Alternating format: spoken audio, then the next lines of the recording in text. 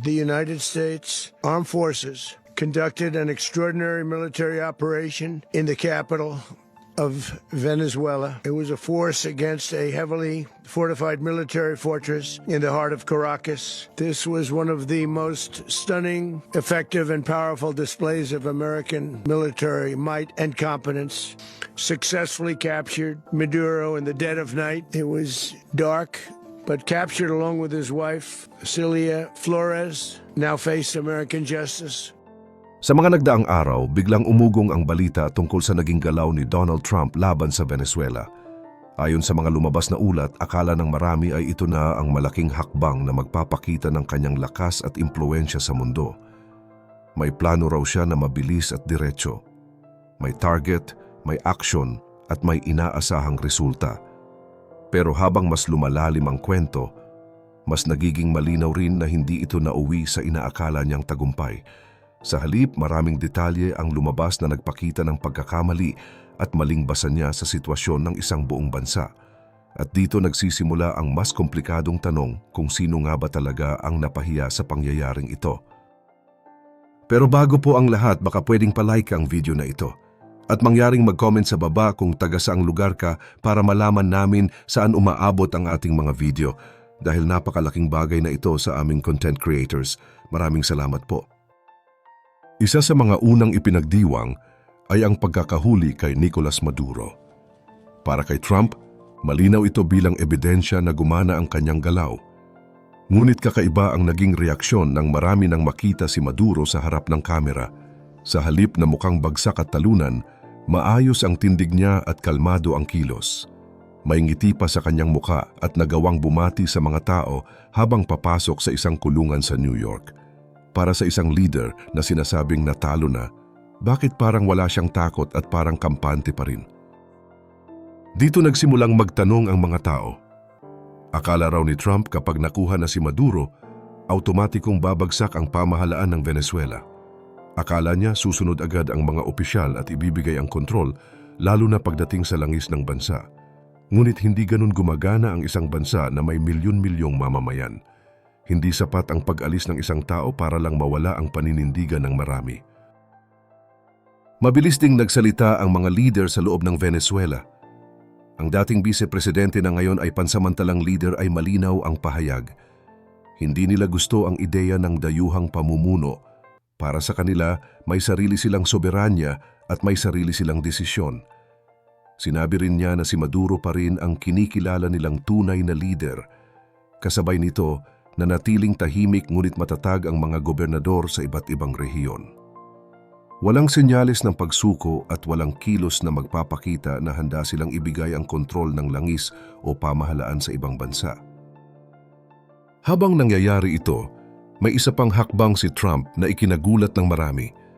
Sa halip na suportahan ang pangunahing leader ng oposisyon, bigla niya na lang itong isinantabi. Maraming naniwala na ang babaeng ito ang ilalagay bilang bagong pinuno. Kilala siya sa labas ng Venezuela at may suporta mula sa iba't ibang bansa. Ngunit sinabi ni Trump na hindi raw siya nirerespeto ng mga tao at kulang daw siya sa kakayahan para mamuno. Sa isang iglap nabura ang matagal na inaasahan ng oposisyon. Mas lalong naging mainit ang usapin nang sabihin ni Trump na gusto niyang siya mismo ang mamuno sa Venezuela, kahit pansamantala lang daw. Ayon sa kanya, ito raw ay para sa kaayusan at para sa langis ng bansa. Ngunit para sa maraming nakikinig, hindi ito tunog-tulong kundi pananakop. Sa halip na magdala ng katahimikan, ay mas lalo lang nitong pinataas ang tensyon sa loob at labas ng bansa. Kasabay ng lahat ng ito, sunod-sunod rin ang naging post ni Trump sa social media. Iba-iba ang paksa, pero pare-pareho ang tono. May galit, may bintang, at may banta. Mula sa mga aligasyon tungkol sa eleksyon sa Amerika hanggang sa mga babala sa ibang bansa, marami ang nagsabing tila wala nang malinaw na direksyon ang kanyang mga pahayag. Sa gitna ng kaguluhan, mas lalo lang lumitaw ang tanong kung ang nangyari nga ba sa Venezuela ay isang planadong hakbang o isang malaking pagkakamali na hindi niya inaasahan. May isa pang seryosong usapin na dahan-dahan ring lumilitaw. Hindi lang pala isang bansa ang nasa sentro ng atensyon ni Donald Trump.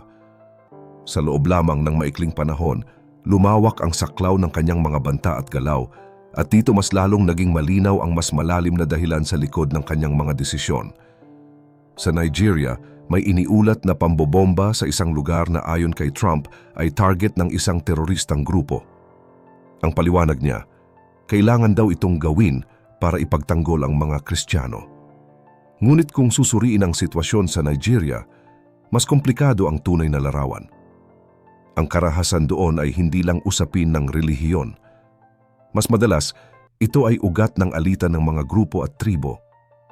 At sa mga datos, mas marami pang Muslim ang naaapektuhan ng terorismo kaysa sa Kristiyano, kaya para sa marami hindi tugma ang dahilan niya sa aktwal na nangyayari sa lupa. Kapag tiningnan ng mas malalim, may isang malaking detalye na hindi natin pwedeng ipagsawalang bahala. Ang Nigeria ay isa sa mga bansang may malalaking reserba ng langis sa mundo. Bukod dito, mayaman din ito sa lithium at iba pang mahalagang mineral na kritikal sa modernong teknolohiya. May umiiral na kasunduan ang Nigeria sa China tungkol sa mga yamang ito. Kaya para sa ilang analysts, hindi ito basta usapin ng seguridad. Mas malinaw itong laban sa kontrol ng likas na yaman. At hindi doon nagtapos ang mga pahayag ni Trump dahil sunod-sunod niyang binanggit ang mga bansa na maaari rin raw harapin ng kanilang aksyon, kasama sa listahan ang Mexico, Colombia at Cuba. Sa social media, may kumalat pang larawan mula sa kanyang kampo na nagpapakita ng isang cartoon kung saan tila tinatapakan niya ang malaking bahagi ng kontinente ng Amerika. Tinawag niya itong isang bagong doktrina, isang paniniwala na ang Estados Unidos ay dapat mangibabaw sa buong Western Hemisphere. Sa mga talumpati niya, paulit-ulit niyang binibigyang diin ang ideya ng mga sona ng impluensya. Para sa kanya, ang Amerika raw ang may karapatan sa kanlurang bahagi ng mundo, habang ang Europa ay para sa Russia at ang Asia naman ay para sa China. Para sa maraming eksperto, delikado ang ganitong pananaw dahil hinahati nito ang mundo na parang simpleng mapa na walang pakialam sa mga mamamayan at sa magiging epekto ng ganitong paghahati. Kasabay ng mga panlabas na banta, may lumabas ding mga post si Trump na tumutok naman sa loob ng Estados Unidos. Isa sa mga ito ay ang pagbibintang sa isang gobernador tungkol sa isang pagpaslang na matagal nang iniimbestigahan. Wala itong matibay na ebidensya, pero mabilis itong kumalat at nagdulot ng galit at kalituhan. Para sa marami, ito ay malinaw na paninirang puri na lalong nagpapainit ng sitwasyon. Bababikaham. Sa gitna ng lahat ng ito, may isang mahalagang pangyayari na halos hindi nabigyan ng pansin.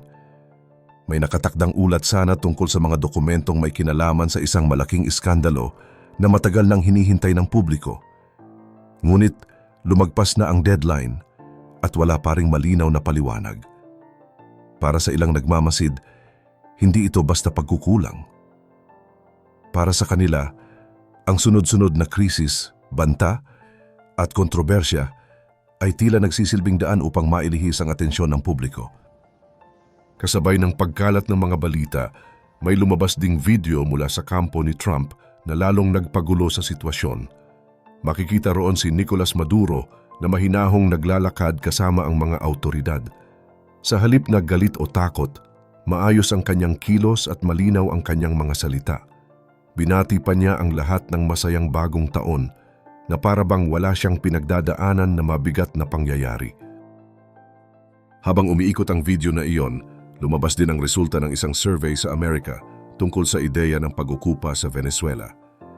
Ipinakita ng datos na mas marami ang tutol kaysa sa sumusuporta. Maliit lamang ang porsyento ng mga sumasang-ayon, lalo na mula sa ilang grupo.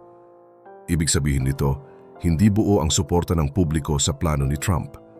Sa labas naman ng Estados Unidos, may malinaw ding mga pahayag mula sa ibang bansa. Ang Pangulo ng France ay hayagang nagpahayag ng suporta sa leader ng oposisyon ng Venezuela. Ayon sa kanya, mahalaga ang mapayapang pagbabago at paggalang sa karapatan ng mamamayan. Kasama rin sa mga sumuporta ang ilang bansa sa Latin America na naniniwala sa boses ng mga tao. Kapansin-pansin na sa listahan ng mga bansang nakausap ng oposisyon, wala ang Estados Unidos. Para sa marami, malinaw ang dahilan. Ayaw ni Trump na may ibang manguna sa direksyon ng Venezuela. Gusto niyang siya ang may kontrol. ayaw niya ng proseso na may kasamang demokrasya at pakikialam ng ibang bansa sa desisyon. Habang nangyayari ito sa pandaigdigang antas, kumilos din ang mga mamamayan sa loob ng Amerika. Sa iba't ibang lungsod, libo-libo ang lumabas sa lansangan upang ipahayag ang pagtutol nila sa digmaan at panghihimasok. May mga marcha sa New York, Chicago at iba pang lugar na nagpapakita ng galit at pagod ng publiko. Isang alkalde ang hayagang nagsabi na kinausap niya mismo si Trump upang ipahayag ang kanyang pagtutol. Malinaw ang kanyang punto, hindi tama ang pagbabago ng pamahalaan sa pamamagitan ng puwersa at paglabag sa batas ng ibang bansa. Wala mang naging mahabang sagot. Ipinakita nito na may mga lider na handang magsalita. Mayroon ding mambabatas na nagbigay ng matinding puna. Ayon sa kanya, maraming problema ang mga mamamayan sa loob ng Amerika na mas dapat unahin. Mataas ang bilihin, mahal ang renta at mabigat ang buhay. Para sa kanya, hindi makatuwiran ang pamumuno sa ibang bansa kung hirap pa sila sa kanilang sariling bansa. Sa kabuuan, ang mga reaksyon mula sa publiko, ibang bansa at mga leader ay nagpapakita ng isang malinaw na larawan. Ang plano na ipakitang lakas ni Trump ay nauwi lang sa mas maraming tanong at pagtutol. Sa halip na pagkakaisa, mas lalo lang nahati ang opinyon at mas naging malinaw ang limitasyon ng kanilang kapangyarihan.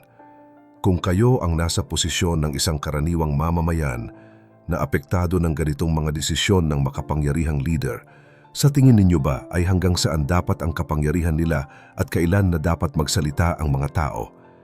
I-share mo naman ang opinyon mo sa ibaba at huwag kalimutang mag-like at subscribe para sa mas marami pang updates gaya nito.